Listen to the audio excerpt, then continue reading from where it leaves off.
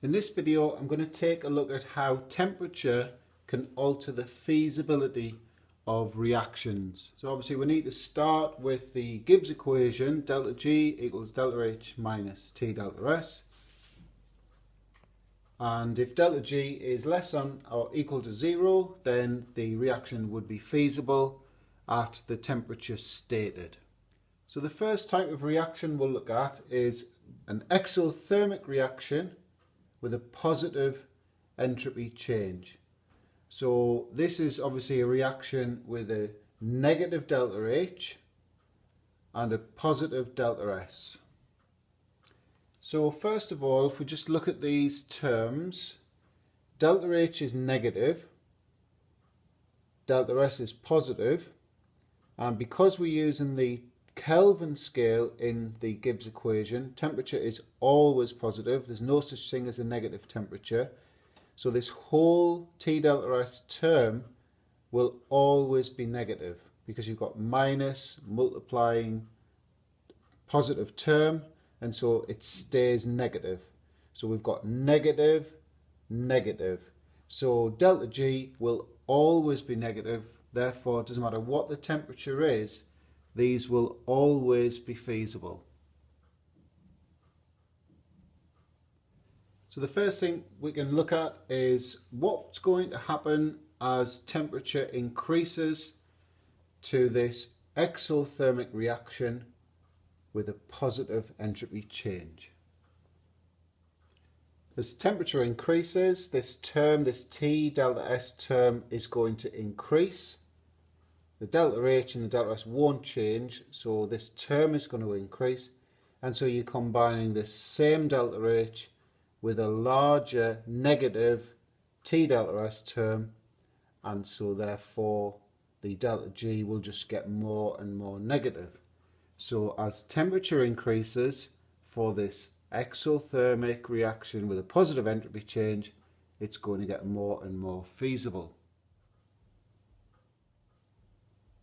We'll do exactly the same now, but this time for an endothermic reaction with a negative entropy change. So you can see I've put the signs underneath the delta H and the delta S.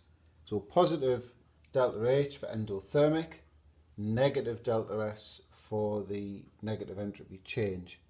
The first thing to note is this double negative here is going to make this term positive, and so we're going to be combining two positive terms. So delta G will always be positive. Therefore, it doesn't matter what the temperature is, these reactions will never be spontaneous. Now, that doesn't mean they can never happen. All it means, remember, is they will never happen unless there's a continuous supply of energy. What will an increase in temperature do to the feasibility?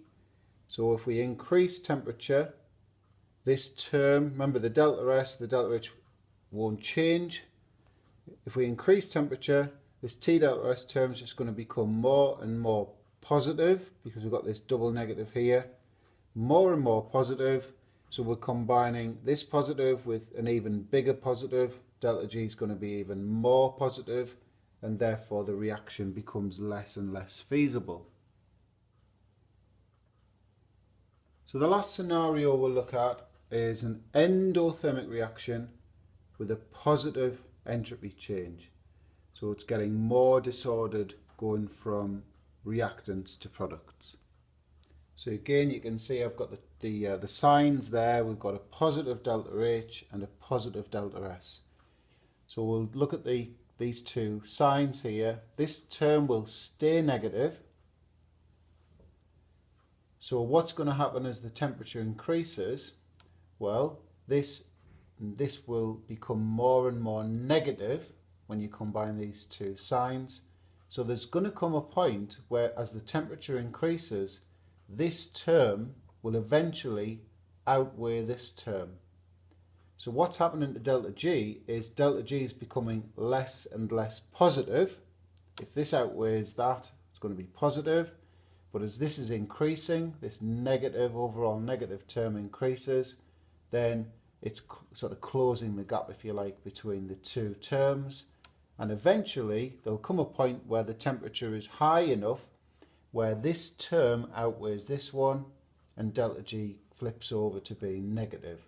So this type of reaction actually gets more feasible as the temperature increases.